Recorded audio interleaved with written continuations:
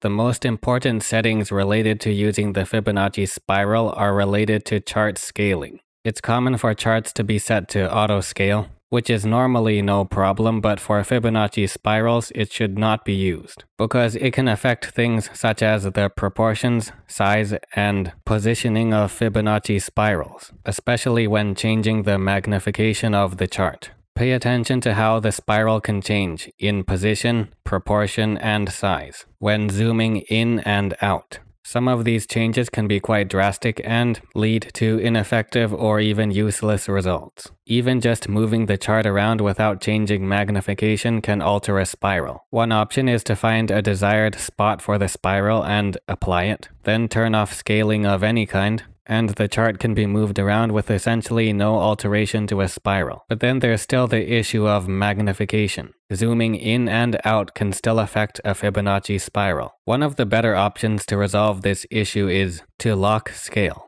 Doing this can allow for movement on the chart and changing of magnification for zooming in and out. Then basically a Fibonacci spiral will not be altered with those problematic issues. One of the only drawbacks of doing this is when a chart is zoomed out significantly, it can appear distorted. Like here, the movement on the chart looks a lot flatter than it actually is. Once the spiral has identified or confirmed some areas of interest, you could mark those areas, then change back to auto scale. Going back to auto scale would also likely distort and alter the Fibonacci spiral with those issues we discussed before, so you might want to delete the spiral after the areas of interest have been marked, in order to have a less cluttered chart when returning back to auto scale.